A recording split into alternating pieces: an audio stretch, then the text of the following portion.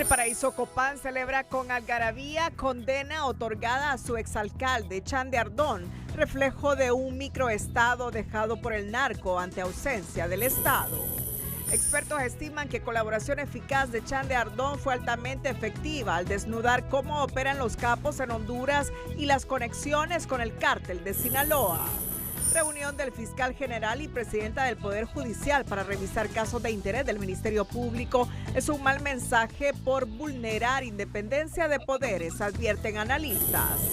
Un alto funcionario del Poder Judicial, otro del Poder Ejecutivo y un abogado privado en la mira del Ministerio Público, revela su portavoz. Gobierno ha otorgado en 3 años más de 35.000 millones de lempiras en bonos de energía y combustibles, informa gerente de la ANE.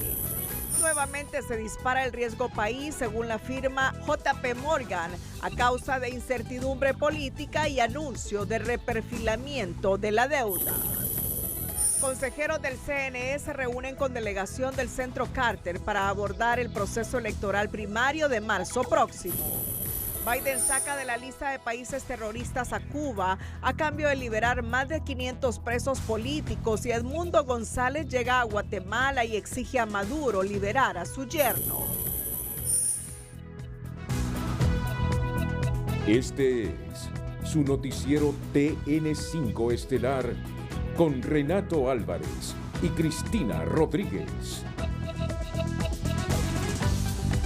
Muy buenas noches, Honduras. Bienvenidos a la emisión de este martes 14 de enero.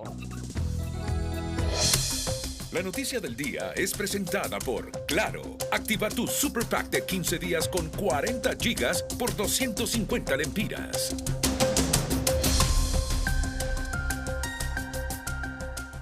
La condena de tiempo cumplido otorgada por una corte de Nueva York al exalcalde del Paraíso Copán, Chandy Ardón, fue recibida con algarabía en su pueblo, que festejó con cohetes y caravanas que el edil se librara de una cadena perpetua. Pero los analistas indican que esa reacción solo evidencia cómo el narcotráfico penetró poblados aislados y abandonados por el Estado, en donde capos como Ardón supieron suplir y dar respuestas a las necesidades del pueblo, son los llamados microestados controlados por el narco.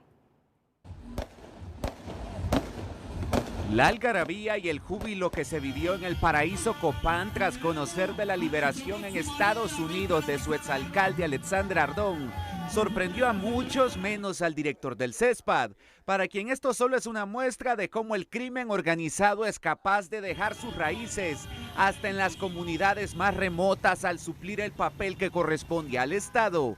Se organiza la economía y la sociedad, generan empleo, prestan servicios que el Estado Nacional es incapaz de brindar, y funcionan como especie de microestados. Este pueblo copaneco funcionó durante la última década como un microestado controlado por el crimen organizado, que sí fue capaz de brindar los servicios y satisfacer las necesidades básicas de sus ciudadanos, indica Irías, quien considera esto es parte de la cultura de la pobreza y la exclusión en democracias precarias que sufren el abandono de sus gobiernos. Los pobladores hasta salieron en caravanas a brindar por Chandy Ardón, que aún conserva un lugar en el corazón del Paraíso Copán a 5 años de su entrega voluntaria a la justicia. Lo que está claro es que con su partida sintieron un vacío, similar al caso de los cachiros en el litoral atlántico, explica este exfiscal. Cuando Alexander Ardón se va de la comunidad, pues la comunidad prácticamente queda desprotegida y desprotegida económicamente. Y así pasó en la Ceiba también, y en la zona de Colón, donde los cachiros compraban el ganado a un precio elevado, donde tenían muchos trabajadores que les pagaban muy bien. El juez Engelmeyer otorgó su libertad supervisada a Chandy Ardón, consciente de los asesinatos y las más de 250 toneladas de cocaína traficadas, un hecho que generó indignación en la familia del expresidente Hernández. No todos en Honduras guardan los mejores recuerdos del Chandy Ardón. No solo es su historial de crímenes y trasiego de cocaína, También el papel protagónico que asumió como colaborador eficaz de los Estados Unidos. La esposa del expresidente Hernández solo mira a un narco mentiroso y asesino. Igual deben de sentirse todas las familias de aquellos que murieron a manos de Alexander Ardón, quien ocasionó tanta muerte y violencia en Honduras, que inundó las calles de Estados Unidos de droga y que hoy lo dejarán libre. Es injusto. El testimonio de Ardón permitió a los Estados Unidos conocer cómo opera el trasiego de la droga y sus nexos con carteles como el de Sinaloa. Y en Honduras develar su penetración en la política, la institucionalidad, hasta alcanzar a un expresidente sentenciado por narcotráfico. José Miguel Álvarez, Telenoticias. Bueno, la condena de tiempo servido y 10 años de libertad y 10 años de libertad condicionada otorgada a Chande Ardón hace que algunos miembros del oficialismo cuestionen el tratado de extradición para restar fuerza y validez a esa figura. Pero los expertos advierten que la justicia estadounidense contempla la figura de la colaboración eficaz, bajo la cual Chande Ardón colaboró con la Fiscalía de Nueva York por más de una década, contribuyendo a identificar cómo operan los capos en Honduras, el ligue de los hermanos Tony y Juan Orlando Hernández, así como el cártel de Sinaloa con el Chapo Guzmán a la cabeza, que hizo de este país una zona de tráfico y descanso. La condena de tiempo cumplido y libertad condicionada para el exalcalde del Paraíso Copán, Alexander Ardón, por la justicia de Estados Unidos, pese a ser un narcotraficante y asesino confeso, tiene una explicación basada en la propia justicia de ese país, explica esta experta en las leyes estadounidenses. Ha colaborado tanto en su manera de sobrellevar estos 10 años, como con el Estado aquí en Estados Unidos, con la justicia. Alexander Ardón se entregó de manera voluntaria a la justicia de Estados Unidos, que permite la colaboración eficaz con el fin de llegar a otros capos de la droga, y eso le permitió que su condena haya sido por el tiempo servido de 10 años que estuvo en prisión, colaborando con la justicia de ese país. Y al colaborar y al presentar y al requerir todas esas pruebas, la Fiscalía, y corroborar que todo lo que él presentó, porque le quiero decirles algo, el Departamento de Estado tiene todos los que han colaborado, que han venido extraditados y han colaborado, están las pruebas y se están sacando. Y en este caso permitió que la colaboración de él fue vital para el juicio de Tony Hernández, fue vital para el juicio del expresidente Hernández. Entonces, para el Departamento de Justicia, ellos estaban arriba del exalcalde del Paraíso. El estar durante 10 años en prisión como testigo protegido no solo le sirvió a la Fiscalía de Estados Unidos para condenar al expresidente Juan Orlando Hernández y su hermano y exdiputado Tony Hernández, sino también develar la penetración del narco en la institucionalidad del país y las constantes visitas y conexiones de Joaquín El Chapo Guzmán en el occidente de Honduras, dice este experto. Él mostró a la DEA todo el accionar de los diferentes carteles de la droga en Honduras, su participación, cómo fue vital y cómo también tenían las conexiones con otros carteles de narcotráfico relacionados en Honduras de otros países como México, Venezuela, etcétera. Cabe recordar que Alexander Ardón recibió 10 años de libertad supervisada por parte de un tribunal de Nueva York, cuyo juez le reconoció su cooperación con la justicia, pero también le recordó que traficó 250 toneladas de cocaína a ese país y participó en varios asesinatos en Honduras. Revela otros involucrados de mucho más altura sobre quienes la justicia norteamericana anda en realidad en persecución, más que todo. Entonces negocia una condonación de toda o parte de su condena. Eso es lo que ha pasado allá.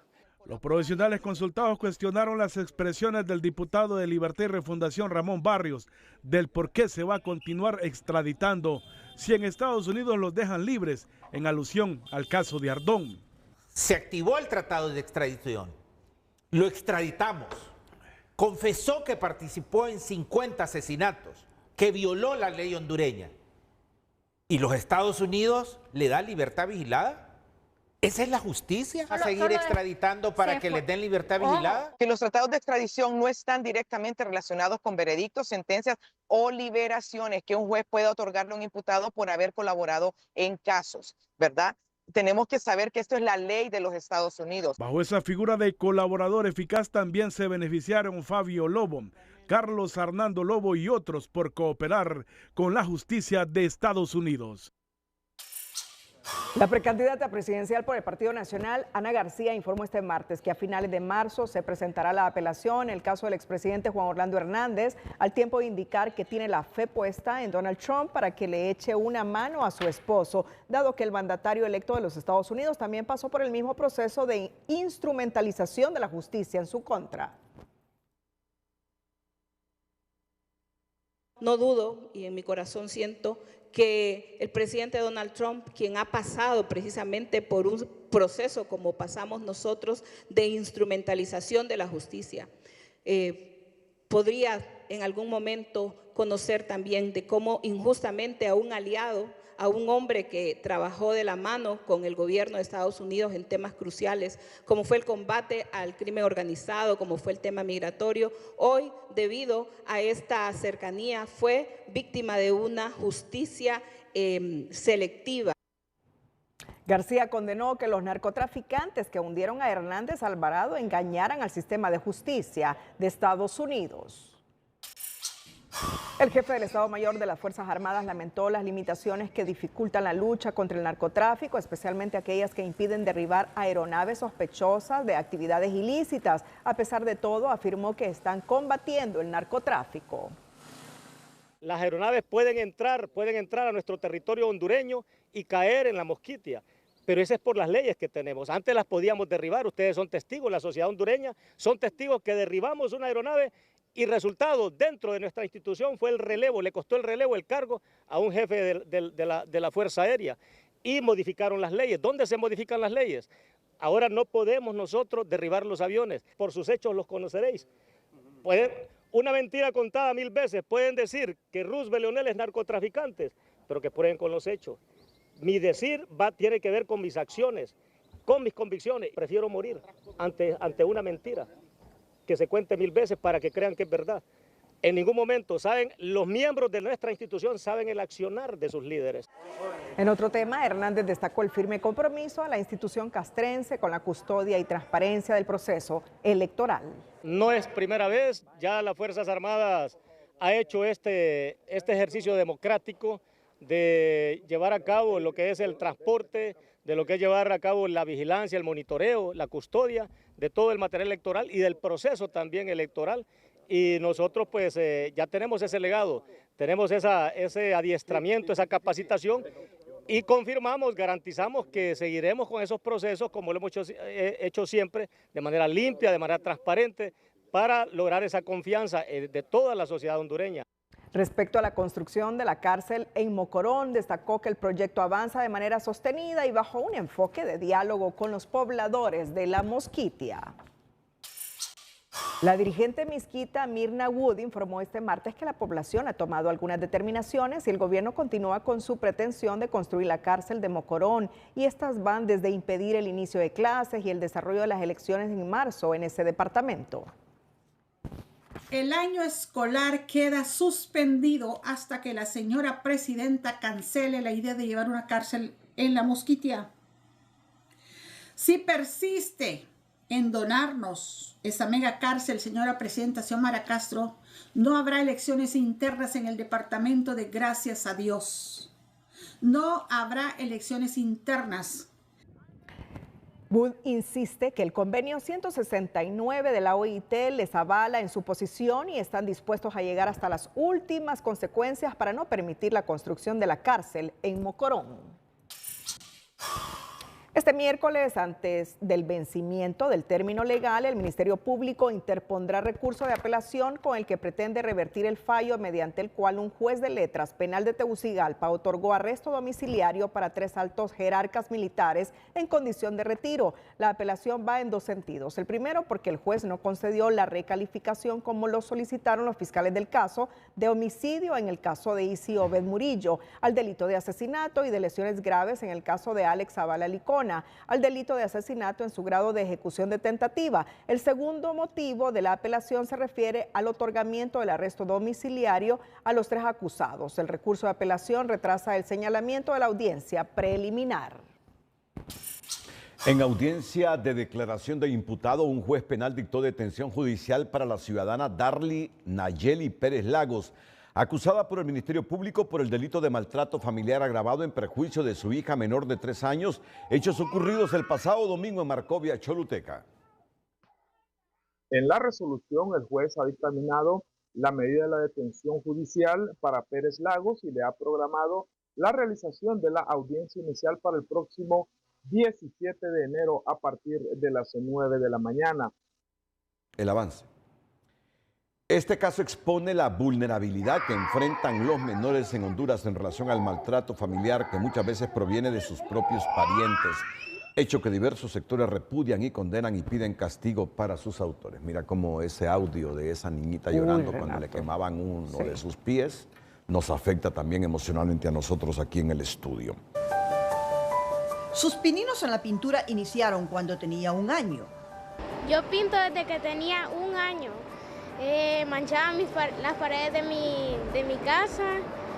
Yo veía a mi papá pintar y pues yo hacía dibujos en las paredes, hacía personitas y hacía como ropa y hacía como muñecas y las vestía ahí. Hoy, Dana Valeria Murillo tiene 10 años, cursa el 6º grado. Su habilidad y destreza con los pinceles la ha llevado a coleccionar varias obras en las que capta la naturaleza. Creé las plantas así más realistas, hice el mar más con luz y así. ¿Qué es lo que más te gusta pintar? Paisajes, flores y guacamayos. Su orgulloso padre, un pintor amante de retratos y del estilo figurativo moderno, es su gran maestro y quien además apoya a Dana a cumplir uno de sus grandes sueños, como su pronta exposición en una galería. Va a haber su primera exposición con 25 obras.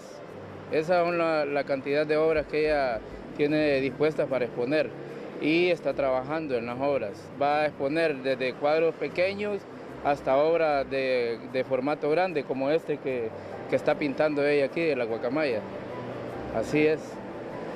¿Cómo se siente como padre? No, yo me siento feliz porque esta niña es una artista.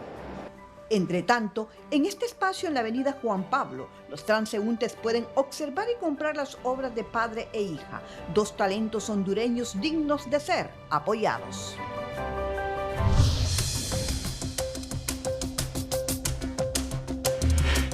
Televicentro y Emisoras Unidas, como parte de su responsabilidad social corporativa, desean compartir los logros obtenidos en 2024, realizados junto a sus aliados estratégicos, quienes están comprometidos con el desarrollo de Honduras y el fortalecimiento de los pilares de sostenibilidad. Televicentro y Emisoras Unidas tienen en su ADN la misión de proyección social. Gracias a importantes alianzas y miles de voluntarios, hemos evolucionado hasta convertirnos en agentes de desarrollo y sostenibilidad. Te mostramos nuestro recuento anual de actividades. Somos la voz de diferentes fundaciones, artistas y emprendedores, y en el 2024 fuimos partícipes de 35 nuevas sonrisas, 40 familias con un nuevo hogar, más de 480 emprendedores impulsados por Yo Compro HN. Y es así como, a través de nuestras diferentes plataformas, impactamos la vida de millones de hondureños. Reafirmamos nuestro compromiso con los niños y jóvenes de Honduras, y este año la pasión del fútbol nos unió en una sola voz con la campaña Yo digo no a la violencia. Plantatón HN es la campaña ambiental más grande de Honduras. Junto a nuestros aliados contribuimos a la reforestación de más de 6 millones de árboles y donamos más de 250,000. Recolectamos 8 toneladas de RAE y 2.5 toneladas de basura en playas. Un libro, un árbol, un niño entregó más de 5,000 libros a 9,000 alumnos en diferentes centros educativos. En 2025 celebramos con orgullo los 10 años de Plantatón. ¡Yo soy Plantatón! Únete a nosotros y juntos continuemos trabajando para transformar la vida de millones de hondureños a través de programas que impulsan el desarrollo social, ambiental y educativo. Televicentro y Emisoras Unidas. El Ministerio Público, a través de la Fiscalía Especial para Enjuiciamiento de los Servidores del Sector Justicia, avanza en investigación sobre un nuevo caso de corrupción que se denomina el mensaje sobre papel amarillo, que presentará ante la instancia judicial correspondiente. Hay varias investigaciones en curso. Por ejemplo, hay una que está bastante avanzada, que la está llevando la Fiscalía para Enjuiciamiento de los Servidores del Sector Justicia, que se denomina el mensaje sobre el papel amarillo, que tiene que ver donde se están investigando tanto a un operador de justicia, a un abogado privado y a un alto funcionario de este gobierno. Entonces, en ese sentido, es parte de las investigaciones a las que el fiscal hacía relación el día de ayer. Mora revela que este es uno de varios casos de los que el fiscal general hizo referencia el pasado lunes en su visita a la presidenta de la Corte Suprema de Justicia. La reunión entre el fiscal general Joel Zelaya y la presidenta del Poder Judicial, Rebeca Raquel, para abordar casos específicos de interés del Ministerio Público no es una buena señal en materia de imparcialidad, apego a la ley y la Constitución, opinan los analistas, a quienes les preocupan las expresiones de Zelaya al retar a la justicia y traspasar el límite de independencia entre los poderes. La visita del fiscal general a la presidenta de la Corte Suprema genera suspicacias. No es solo el hecho que ambos representan al partido en el poder, sino que se abordaron casos de corrupción específicos, lo cual genera malas sensaciones. En pleno año electoral, advierte este analista. Sabemos que detrás de todo esto hay intereses partidarios e ideológicos, ¿verdad? Y tener la presidenta de la Corte Suprema de Justicia en una reunión con el fiscal general podría verse positivo si se está buscando acelerar los cuellos de botella, ¿verdad?, que existen dentro del sistema de justicia, pero podría ser muy peligroso si en realidad están hablando de casos específicos, porque los jueces tienen independencia en las decisiones que ellos toman. No es correcto que haya encuentros de este tipo si no es para abordar esfuerzos institucionales, indica esta diputada del PSH, para quien si se iban a discutir causas específicas, lo ideal era que se citara a las partes en disputa, como muestra de transparencia. Si hay algo que se tiene que hablar, entonces la técnica que se utiliza es que el titular, el juez o la jueza, pues invita a la otra parte para no generar ningún tipo de desventaja, en este caso, para ninguna de las partes, ya que el fiscal es una parte, el Ministerio Público es una parte en los juicios, especialmente en materia penal en casos concretos. En un claro desafío a la justicia, el fiscal Zelaya afirmó que de ser necesario, se enfrentará al Poder Judicial para agilizar varios de los expedientes que siguen en espera. Pero el presidente del Colegio de Abogados mira una extralimitación en el tono utilizado por el titular del Ministerio Público al salir de la reunión con Rebeca Raquel, pues se trata de un poder del Estado independiente, lo cual solo envía un mal mensaje a la sociedad. Todos los hondureños queremos justicia pronta, porque justicia tardía ya no es justicia. Muchas veces sentimos incluso de que se burlan de nosotros. Pero creo que al final los mensajes que se mandan también hay que ser muy cuidadosos con eso. Los fiscales, en este caso sobre todo, más bien el Poder Judicial habla por medio de sus sentencias. En el caso del Ministerio Público habla por los casos que presenten, y en eso es en donde debería estar enfocado el fiscal general. Para los entrevistados, el fiscal general tiene el reto de demostrar que únicamente obedece a la Constitución y las leyes, no a un partido político. José Miguel Álvarez, Telenoticias. El Centro de Investigación y Promoción de los Derechos Humanos CIPRODE observa con preocupación los excesos del fiscal general al expresar que intervendrá la Corte Suprema de Justicia. Su director ejecutivo dice que el diálogo puede ser el mecanismo aceptable para agilizar los procesos siempre que estos estén alejados de todo interés político y sin violentar garantías constitucionales. Yo creo que ahí ha habido un problema de interpretación de cuál es la responsabilidad del Ministerio Público. El Ministerio Público es el encargado de encontrar la verdad, y en ese sentido la verdad puede favorecer o perjudicar a una persona que está siendo investigada. Si encuentra pruebas exculpatorias, tiene que aportarlas, y si aprueba y encuentra pruebas inculpatorias también. Pero según este abogado no hay nada detrás, sino que es evidente que el mensaje que el fiscal general envía al amenazar al Poder Judicial y a 2 de sus magistrados son las 6 diligencias en curso presentadas contra miembros del Partido Nacional, lo que revela el fin que se persigue. Puedo de alguna manera creer o dar una hipótesis de que puede ser 2 magistrados del Partido Nacional. No creo que esté investigando un magistrado, del Partido Liberal o del Partido Libre. Esa podría ser la intención oculta de revelar que hay 2 investigaciones en curso contra 2 magistrados. A criterio de este abogado, la actitud del fiscal general hace recordar la situación de hace un año antes del cambio de precedencia en la Sala de lo Constitucional, para evitar que el cargo pasara a quien correspondía y corresponde ahora, al magistrado Luis Fernando Padilla. Se estuvieron casi 2 meses, por decirlo así, con esa incógnita de saber quién era el que iba a quedar como presidente. Lograron un acuerdo, pero vemos que nuevamente este año empezamos con lo mismo.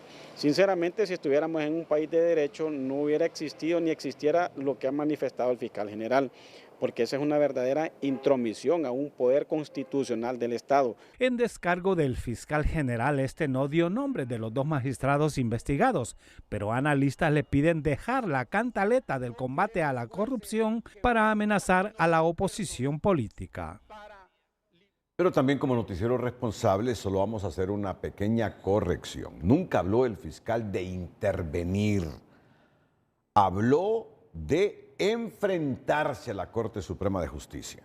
Enfatizó que Honduras tiene un Supremo que nos ha dado respuesta, que no nos ha dado respuesta, refiriéndose a la Corte Suprema de Justicia.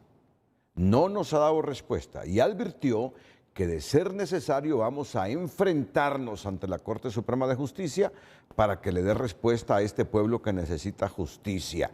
No podemos nosotros estar en un sistema donde solo hay justicia para unos pocos. No habló de intervenir, habló de enfrentarse. Es el desafío que planteó hoy o ayer el fiscal general del Estado y que ha generado mucha controversia en el país. Atentos porque después de la pausa comercial, el espíritu democrático del expresidente de los Estados Unidos, Jimmy Carter, no solo merodea, está presente en el año electoral de Honduras. Este martes, representantes del Centro Carter estuvieron en el Consejo Nacional Electoral. Ya vamos a tener toda la información político-electoral del país.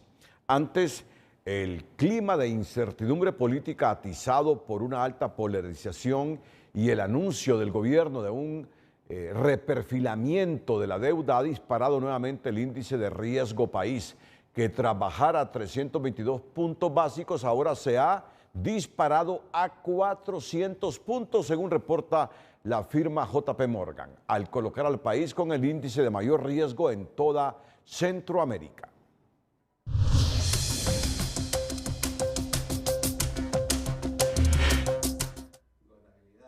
Después de bajar hasta 322 puntos básicos el riesgo país, luego de la aprobación de 2 revisiones del acuerdo con el Fondo Monetario, en octubre pasado, Honduras vuelve a registrar un índice superior a los 400 puntos, según el informe de ENVI de JP Morgan. Indica también si hay inestabilidad, tanto financiera como política.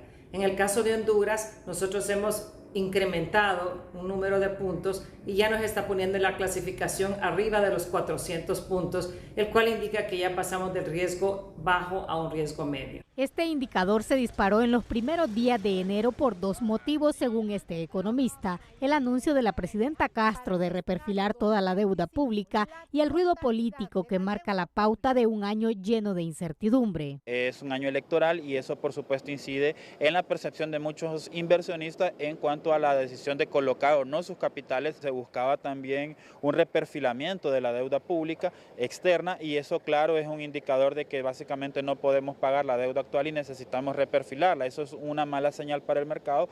Con esta nueva alza, Honduras se convirtió en el país con el nivel más alto de riesgo en Centroamérica. Incluso superó a El Salvador, que venía de tener una tasa elevada de 675 puntos hace 4 meses y la redujo rápidamente en 275 puntos. Y El Salvador puede salir como a buscar mercados alternativos, ¿verdad?, que le permitan accesar a mejores condiciones de crédito y ser un atrayente de inversión extranjera directa. En este caso, entonces, hay que observar cuáles son las decisiones de política que ha tomado El Salvador, que seguramente están referidas a temas de seguridad ciudadana, seguramente están referidas a ubicación con socios comerciales. Subir este índice genera un incremento a las tasas de interés para los créditos que obtiene el gobierno y el sistema financiero en el extranjero, aleja la inversión y genera fuga de capitales. Esto hace también que cuando incremente la tasa de riesgo país, algunos empresarios deciden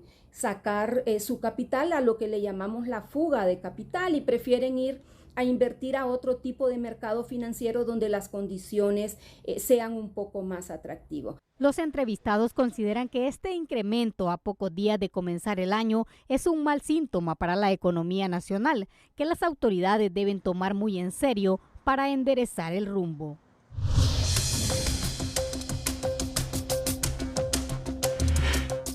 En Educación Financiera te ofrecemos un par de consejos que serán útiles para estar atentos a las rebajas que ofrecen en el mes de enero los negocios para liquidar lo que no pudieron vender en las fiestas de Navidad y Año Nuevo. Educación Financiera es presentada por Banpaís. Compra todo lo que quieras y divídelo en cuotas a 0% interés.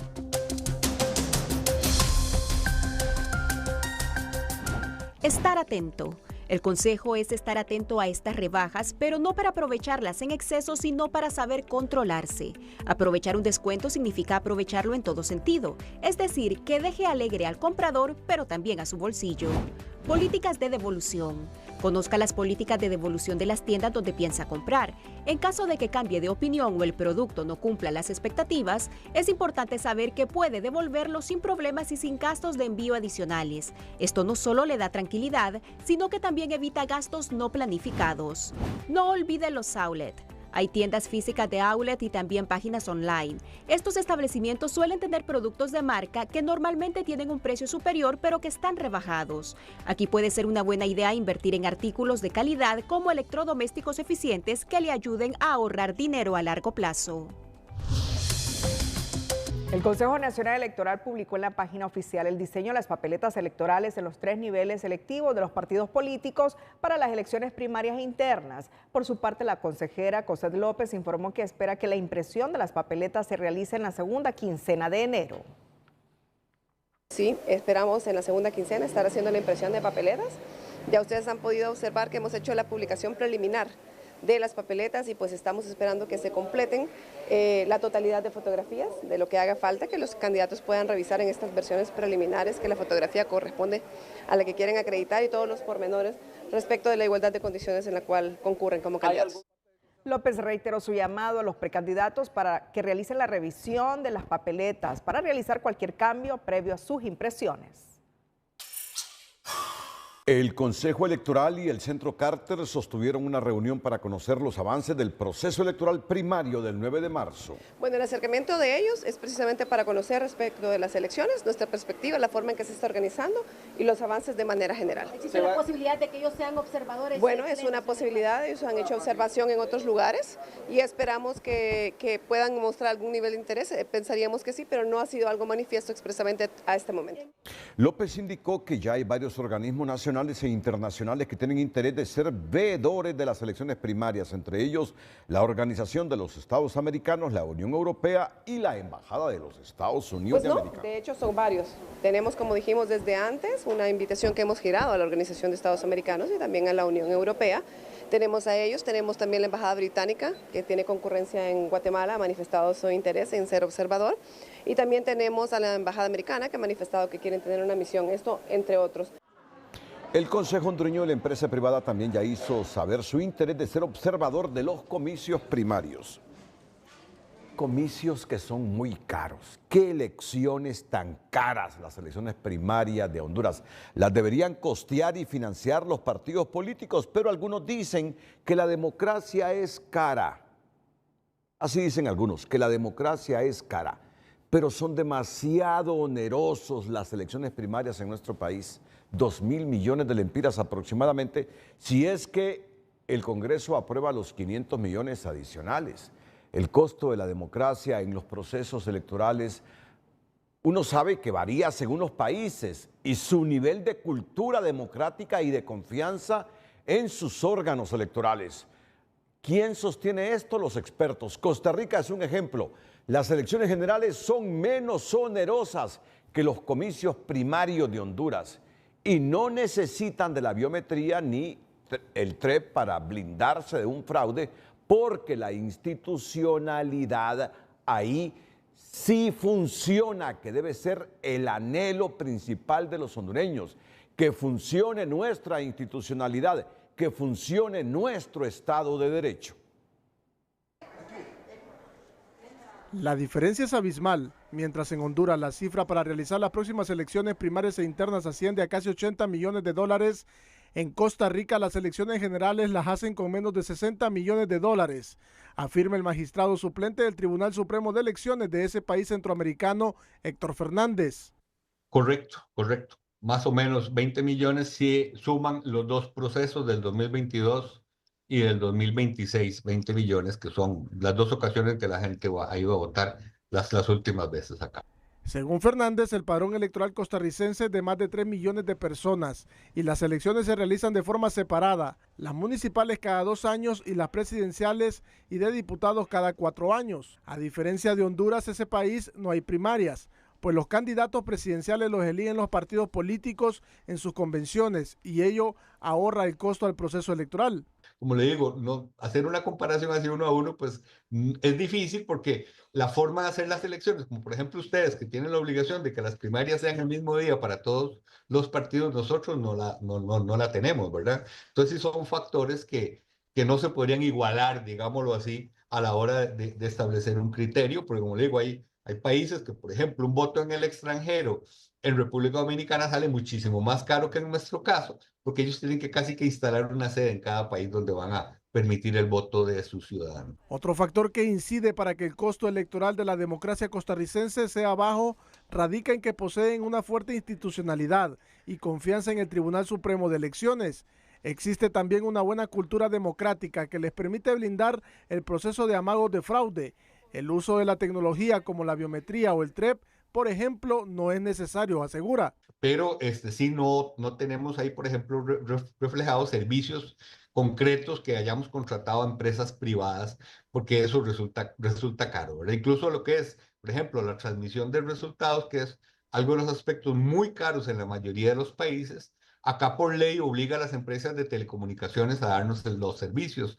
Entonces, el Instituto Costarricense de Electricidad o Radiográfica Costarricense, que son entidades estatales, por ley no pueden cobrar utilidad, sino tienen que dar los servicios, por decirlo así, a costo. En el Consejo Nacional Electoral de Honduras es todo lo contrario. Cada 4 años se contratan empresas para asegurar la transparencia de las elecciones.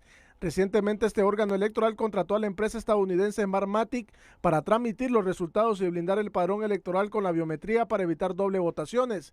Esto encarece el proceso. El caso de las tecnologías, por ejemplo, son costosas, de 1.492 millones de lempiras, más del 33% está invertido solo en tecnologías. El Congreso aprobó un presupuesto de 1.492 millones de lempiras para el CNE, último que solicita una ampliación de 483 millones de lempiras para primarias. Situación que cuestiona este analista, que considera que los hondureños no pueden estar financiando más elecciones de partidos políticos. Y ahí es donde deberíamos dar un paso a pensar si ya los partidos políticos deberían financiar sus propias campañas o si vamos a seguir los hondureños llevando la carga de una democracia partidaria que a la larga parece que no funciona porque terminan hablando de fraudes, terminan hablando de robo de elecciones. El magistrado suplente del TCE de Costa Rica, Héctor Fernández, recomienda al CNE desarrollar sus capacidades instaladas para evitar contrataciones de empresas que salen altamente costosas para los hondureños, ya que sumado al costo de las primarias aún hace falta el de las elecciones generales, que podrían dar arriba de los 1.000 millones de lempiras. Esta situación debe poner a reflexionar a los políticos y a las autoridades electorales para realizar las reformas necesarias para que a los hondureños no les cueste tanto la democracia. José Andino, Telenoticias. En sesión del Consejo Central Ejecutivo del Partido Liberal desarrollada este martes, se nombraron los representantes de cada uno de los 4 precandidatos presidenciales de esa institución centenaria para que puedan hacer sus observaciones al documento base que sellaría la unidad de cara a las elecciones primarias. Lleva como objetivo un respeto en el proceso electoral y sobre todo respetar el resultado, ¿verdad? Y pues creo que tanto Salvador, Maribel, Luis como Jorge están totalmente de acuerdo. Hay en todos esos documentos a veces hay unas palabritas, algunos párrafos que son los que distancian, pero pienso que se va a dar, y antes del 5 de febrero, que es el 134 aniversario del Partido Liberal, no dude usted que ese pacto de unidad va a estar firmado. Tanto Salvador Nasralla, Luis Zelaya, Maribel Espinosa y Jorge Calix tendrán un plazo, y si antes del 5 de febrero no se logra el consenso, el pacto terminará firmándose con los que sí estén de acuerdo, advirtió Moncada. Hasta ahora solo los precandidatos presidenciales Jorge Calix y Jorge Zelaya han confirmado por escrito su participación en el debate presidencial que organizará el Consejo Hondureño de la Empresa Privada, mientras Maribel Espinosa, Luis Zelaya, Racel Tomé y Ana García manifestaron verbalmente su intención de acudir al llamado. La documentación relacionada con el juicio. Es una muy bonita iniciativa del sector privado con el propósito de poder conocer propuestas de parte de los precandidatos y precandidatas a la presidencia de la República por los 3 partidos políticos que van a participar en elecciones primarias. Se ha hecho una invitación por cada uno de los partidos políticos, también se ha puesto en conocimiento de las autoridades partidarias. Este próximo viernes habrá un desayuno con los precandidatos presidenciales para dictar los lineamientos a seguir durante el debate presidencial. Ojalá que asistan todos. El próximo viernes a las 7:30 estamos invitados a ese desayuno del COEP con los precandidatos presidenciales y varios periodistas. Yo no podré ir porque estoy en el frente a frente, pero le he delegado a mi compañera jefa de información y redacción de TN5, Telma Mejía, para que nos represente. Los medios, los periodistas, todos debemos involucrarnos para apoyar al COEP en relación a este intento de que haya un debate presidencial y que la gente mire realmente quién tiene potencial, con sus argumentos, sus sustentaciones, quién es el mejor para gobernar a Honduras. De eso se trata los debates presidenciales, de conocer a fondo la gente que quiere gobernar el país. Previo a las elecciones primarias del 9 de marzo, se continúan haciendo cambios internos en los movimientos políticos. Este es el caso de Roberto Andino, quien llegó hasta el Consejo Nacional Electoral para solicitar su renuncia a la precandidatura como diputado al Parlacén por el Movimiento Liberal de Luis Zelaya, Recuperar Honduras, pues busca aspirar como precandidato a diputado por Francisco Morazán en ese mismo movimiento. Para aspirar a una diputación propietaria del Congreso Nacional, Partido Liberal de Honduras, bajo el movimiento del ingeniero Luis Zelaya. Ahora, ¿esto lo hace motivado para aspirar como ya? Correcto, se me ofreció y decidí hacerlo para formar parte dentro de un gran equipo de liberales, dentro del movimiento Recuperar Honduras. Es la primera vez que Andino aspira a un cargo de elección popular y asegura que su motivación es hacer cambios importantes en el país desde el Congreso Nacional. El padre Melo, el sacerdote jesuita Ismael Moreno, lamenta que a 4 meses del crimen de Juan López es más ensordecedor el ruido electoral que las investigaciones sobre sus asesinos y sobre lo que provocó el crimen. Voy a repetir esta reflexión que hace en su mensaje de ex Ismael Moreno. 4 meses después del crimen de Juan López, mientras crece la bulla electoral, más ensordecedor es el silencio sobre las investigaciones, sobre sus asesinos y sobre lo que provocó el crimen. Este es un mensaje a la élite política de Honduras, es un mensaje a todos, a la sociedad. Es un mensaje a Xiomara Castro, es un mensaje a Mel Zelaya, es un mensaje a todos los partidos políticos que la bulla electoral disminuye la reacción y el interés sobre la investigación de quiénes son los autores intelectuales y materiales de Juan López, este líder ambiental. Defensores humanitarios de la sociedad civil reclamaron este martes la falta de avances en la investigación del caso.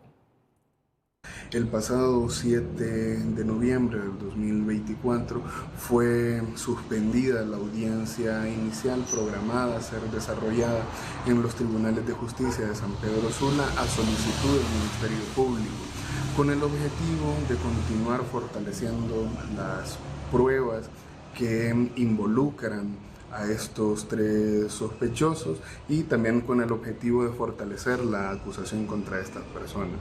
Sin embargo, preocupa que a la fecha no se haya desarrollado este proceso, ya que es justamente en esta audiencia donde se formaliza la acusación. Isidro exigió a las autoridades la captura de los autores intelectuales del crimen para poder hacer una verdadera justicia en el asesinato del ambientalista hondureño. Vamos con Cristina Rodríguez. Por favor, si podemos presentar esta noticia con Cristina. Es la noticia internacional del día. La decisión que ha tomado respecto a Cuba el presidente de los Estados Unidos, Joe Biden. Así es, la Renato. saca de la lista de los países terroristas. Y en respuesta, Cuba libera a 55 presos. Y hay una información internacional también en los últimos momentos de suma importancia. Las autoridades detienen al presidente de Corea del Sur, Yoon Suk Yeol. En efectivo, exactamente, Renato, han logrado consumar, ya que esta noticia había trascendido, pero ya han consumado las autoridades surcoreanas la captura y detención del destituido presidente surcoreano Yoon Suk Yeol, tras su prolongado intento de acceder a su residencia y después de que el mandatario aceptara comparecer ante la Oficina Anticorrupción que lo investiga. La orden de arresto se ha ejecutado esta noche, han señalado desde la Oficina de los Casos para Corrupción de Altos Funcionarios. John fue visto poco después del anuncio entrando en la sede de la CEO para ser interrogado mientras se retransmitía un mensaje grabado en video previamente desde su residencia en Yongsan, en el centro de Seúl, en el que declaró que había decidido comparecer ante las autoridades pese a su investigación ilegal para evitar un potencial derramamiento de sangre. Pero mira, estos son buenos ejemplos para todas las democracias occidentales, para nuestras democracias. El presidente de Corea del Sur, es decir, sí, el que quiso imponer una ley marcial, bueno, y ya saben ustedes toda la historia que ha ocurrido alrededor de este presidente, pero mira, es un presidente en ejercicio de sus funciones. Lo han arrestado, lo han capturado. Nadie está por encima de la ley, ningún presidente o presidenta, ni los esposos ni las esposas de los presidentes o presidentas están por encima de la ley. Es la Constitución y las leyes que están por arriba de estas personas.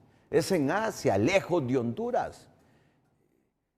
Pero así son las democracias occidentales que nosotros valoramos y que no queremos perder las libertades que nos garantizan las democracias.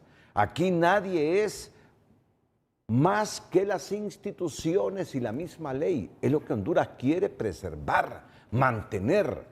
Tenemos imperfecciones en nuestra democracia, hay demasiada corrupción en el país, instituciones cooptadas, débiles, pero hoy Corea del Sur nos da un ejemplo de la democracia que anhelamos los hondureños. Ningún presidente o presidenta, ni los familiares del presidente o la presidenta son más que la Constitución y nuestras leyes. Hoy este presidente que Corea del Sur cree ha cometido errores y ha transgredido la ley, ha sido capturado. Es la primera vez que un presidente surcoreano en funciones es arrestado.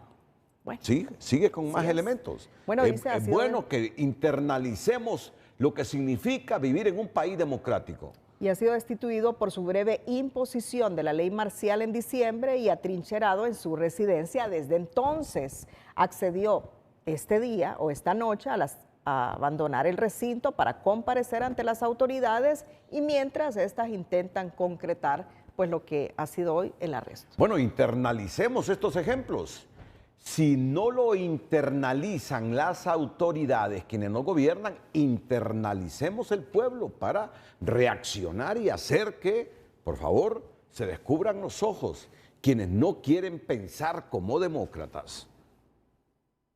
De regreso con la información nacional, una pareja fue asesinada este día en el sector de La Montañita, en San Juan de Ocoa, en el departamento de Copán, en el occidente de Honduras. Las víctimas fueron identificadas como Eva Núñez y Edwin Alexander Paz. Según se informó, la pareja fue ultimada frente a una iglesia evangélica de la zona y a la cual ambos asistían. Hasta el momento se desconoce quién o quiénes cometieron el doble crimen. Luego del levantamiento cadavérico, los cuerpos fueron trasladados a la morgue de Copán.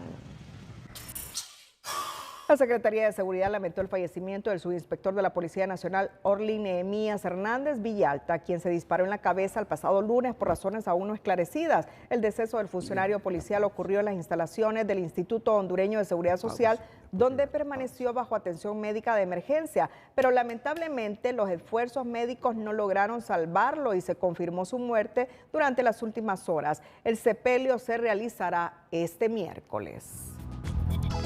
El presidente del Congreso Nacional, Luis Redondo, convocó a sesión legislativa para el próximo martes 21 de enero a las 3 de la tarde, luego de una larga jornada de reuniones con jefes de bancada para escuchar sus planteamientos en relación al presupuesto general 2025, mismo que aún no logra los consensos para ser aprobado. El diputado Tomás Ramírez, al término de la reunión de Junta Directiva, informó los detalles. Acabamos de salir de la sesión de Junta Directiva convocado por el presidente Luis Redondo, en la cual nos informó los temas que han tratado con los diferentes jefes de bancada que el día de hoy estuvieron presentes en su oficina y de los cuales va a depender de la respuesta que los jefes de bancada consulten a los diferentes diputados para dar algunas resoluciones sobre temas de país que hay que aprobar en el Congreso Nacional. Por su parte, el jefe de bancada liberal, Mario Segura, luego de sostener la reunión con Luis Redondo, aseguró que reiteró las exigencias de la bancada en relación al presupuesto general 2025 y que llegaron a un acuerdo para que Redondo informe los detalles al Ejecutivo. El acuerdo que hemos llegado es que él va a terminar de hacer el planteamiento al Ejecutivo. De igual manera, nosotros haremos las consultas al partido, a la bancada, igualmente al central ejecutivo, y de existir un acuerdo entre lo que nosotros como partido pretendemos que ya es público y viendo lo que el Ejecutivo también puede darle respuesta a nuestras exigencias, podríamos considerar el tema del presupuesto. En otra información, el gobierno de Honduras se apresta en materia educativa a eliminar a partir de este año los exámenes de recuperación, apuesta a una metodología de 50-50 y hay quienes sugieren que vea el ejemplo que están tomando países nórdicos y de Asia al optar por retornar al papel, el lápiz y el pizarrón, tras comprobar que los niños leían más lento y comprendían menos sus lecciones utilizando herramientas digitales. Chiquitos, quienes se matan haciendo tareas son los papás. A criterio de este pedagogo, la decisión de varios países europeos y asiáticos de dar marcha atrás a su arraigada educación digital buscando fortalecer la calidad educativa de sus niños y jóvenes es admirable. Considera que en Honduras, donde por muchos años se promovió automáticamente de grado a los alumnos sin importar su nivel de aprendizaje, las autoridades deberían tomar también acciones contundentes para rescatar la educación en el país. Estamos acostumbrados a decir, vamos a resolver el problema educativo bajando los índices de reprobación y buscamos estrategias que solo son paliativas, es decir, hagamos que las recuperaciones sean fáciles o hagamos todas las opciones posibles para que no haya repitencia y no se trata de eso, se trata de mejorar la calidad educativa en los primeros años. Suecia, Finlandia, Francia y Japón son algunos países referentes a nivel mundial en materia educativa que dieron marcha atrás en el uso de pantallas para regresar a la metodología tradicional con libros de texto y lápiz y papel, tras detectar que los alumnos leían más lento y comprendían mucho menos al utilizar elementos digitales. Autoridades del país explican que mejorar la calidad educativa es una prioridad a nivel global, por lo cual en Honduras eliminaron las promociones automáticas de estudiantes en los centros educativos que fue autorizado en gobiernos anteriores e implementarán el método de evaluación del 50-50. Con este 50 y 50, ¿qué va a suceder? Que partiendo de la creatividad, del docente. De esa manera se va a implementar labores investigativas. Entonces vamos a premiar al que más investigue, vamos a premiar al que más esfuerzo haga por desarrollar sus habilidades y sus posibilidades. Y solo vamos a valorar un 50% en función de los teóricos que es necesario que aprendan también. Para este especialista, la evaluación del 50-50 es un avance para fortalecer la educación de Honduras, pero espera que la metodología no se quede en un simple anuncio e incluya todas las reformas y cambios necesarios para dar resultados. El primer eslabón es la responsabilidad del ministro y de los viceministros de legalizar e instrumentalizar la política del 50 y 50. Los profesores tienen que capacitar a los profesores para que los profesores puedan hacer exámenes sumativos de alto valor. Los profesores tienen que planificar de mejor manera su clase o estructurar su clase de manera diferente, porque al final quienes ejecutan la política y fracasa o tiene éxito son los profesores. Al respecto, las autoridades educativas anunciaron que realizarán una fuerte capacitación docente, para lo que han asignado al menos 200 millones de lempiras de su presupuesto. Informaron además que supervisarán el cumplimiento de los planes de trabajo de los maestros en los centros educativos, con el fin que la nueva metodología de evaluación mejore la calidad educativa de los educandos. Gabriela Lobo, Telenoticias. Autoridades del Foro Social de la Deuda Externa hicieron un llamado a las autoridades del Congreso Nacional para que aprueben el presupuesto general de la República para este año 2025, pues aseguran que no es año cualquiera, ya que está en juego el proceso electoral, por lo que requiere celeridad y certidumbre. Este año lo vuelve especial por el tema del calendario del proceso democrático. O sea, este no es un año cualquiera, no es como el año pasado, digamos, donde básicamente podíamos darnos el lujo de seguir con el mismo presupuesto. En este caso nosotros tenemos un desafío, y aquí el hecho está en ver cómo estos atrasos en la aprobación del presupuesto van a afectar toda la dinámica de prestación de servicios públicos, ¿verdad? Y eso afecta a la dinámica, los ingresos y los gastos del consumo de los hogares, pero en especial cómo va a afectar el calendario del proceso democrático, el calendario de las actividades del proceso democrático. El FOSDE también ha venido solicitando que se apruebe una partida presupuestaria específica para las elecciones generales, porque las están incluyendo en la discrecionalidad de la partida 449, mejor conocida como partida confidencial, que maneja la Presidencia de la República y que debería ser utilizada para emergencias. La coalición contra la impunidad, conformada por más de 60 organizaciones de sociedad civil, informó que hay una profunda preocupación por la reducción de un 11% en el presupuesto de la Secretaría de Derechos Humanos para el ejercicio fiscal 2025, ya que afectará directamente los recursos destinados a la atención de periodistas, comunicadores sociales, defensores de derechos humanos y operadores de justicia que enfrenta la violencia selectiva en el país. La disminución es de 19 millones de lempiras y representa un golpe significativo para una institución que debe brindarle protección a los sectores vulnerables que están en bajo riesgo extremo, según la coalición, por lo que hace un llamado urgente al gobierno para que rectifique esta partida.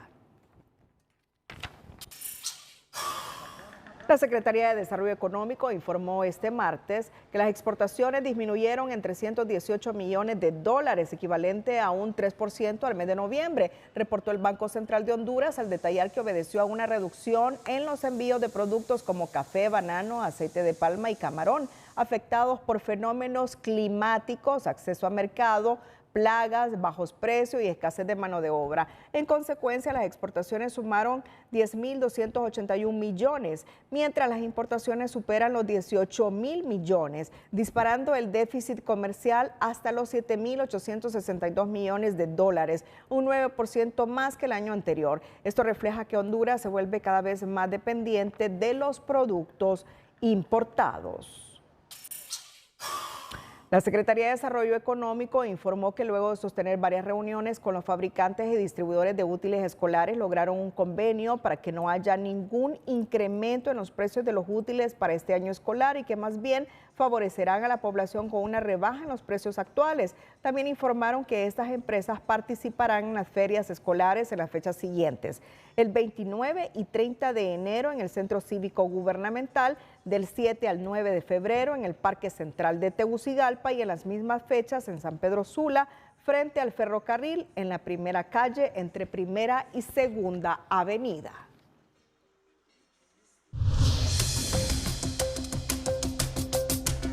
Hola, ¿qué tal? Es un gusto saludarles. Tal como ha sucedido en California, de feroces incendios, pues ahora tenemos feroces incendios en Sudamérica. Algunas regiones de Argentina están sufriendo. Miren las zonas urbanas bien cerca y los incendios forestales que tienen prácticamente sitiadas algunas ciudades. Esto es lo que pasa con este calentamiento anómalo que tenemos en este momento en Sudamérica, que está alcanzando algunas regiones de Centroamérica. Por eso estamos siguiendo una anomalía que ha ingresado por la zona sur del país hacia los municipios del sur-occidente de nuestro país. Específicamente estamos observando temperaturas mayores a 40 grados cerca de Alianza Valle, Larada, se extienden en toda la zona sur, y en Choluteca pues un poquito más bajas, 38, 39. Y también miren estas zonas blancas que es parte de esa anomalía en el sur de los departamentos del occidente del país. Así que en sectores de Virginia, todos esos puntos deben pues hidratarse bastante, porque las temperaturas son verdaderamente altas y más para esta época. En el resto del territorio, entre 29 y 30 grados las temperaturas para esta jornada de miércoles. Mientras, pues estamos siguiendo de cerca este frente frío, el número 23, que se encuentra específicamente al norte de la península de Yucatán, que ya lo habíamos adelantado y se va a mantener estacionario para esta jornada de miércoles. Justamente estacionario quiere decir que no desciende, se queda casi en el mismo lugar. Y pues desde ahí la cuña anticiclónica nos hace variar un poco los vientos que ingresarán para esta jornada de miércoles del noreste sobre nuestro territorio, y es posible que puedan acarrear un poquito de humedad, leve humedad, y aquí vemos justamente los vientos que no llegan del este sino del noreste, y en algunas horas de esta jornada de miércoles podrían experimentarse algunas lluvias en el nororiente de nuestro país principalmente, pero son lluvias leves que tienen pocos acumulados a lo largo del litoral caribe, especialmente hacia el norte del departamento de Cortés, Atlántida y un poquito el norte del departamento de Colón, y gracias a Dios. En cuanto al oleaje, pues vamos a tener un oleaje muy bajo de 0.9, altura máxima del oleaje al norte de Cortés, Atlántida, cerca de Islas de la Bahía y Colón, pues sí, ya sube a 2.1 y se mantiene bastante estable a la salida del Golfo de Fonseca. Tomen en cuenta este pronóstico, cuídense mucho, siempre le queremos como televidente y no como noticia. Que la pasen bien. Cerramos la emisión estelar. Gracias a todos por su fiel sintonía. A continuación, las 5 de TN5. Feliz noche. Las 5 de TN5 son presentadas por Farmafácil. Todos los lunes, Bienestar más 60. 30% de descuento para el adulto mayor, solo en Farmafácil.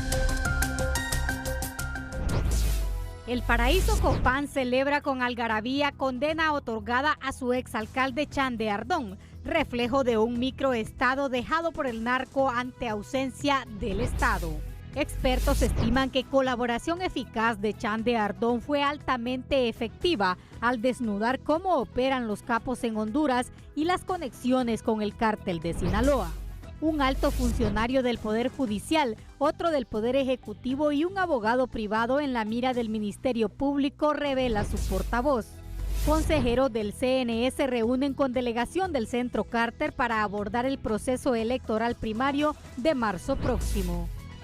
Biden saca de la lista de países terroristas a Cuba a cambio de liberar más de 500 presos políticos, y Edmundo González llega a Guatemala y exige a Maduro liberar a su yerno.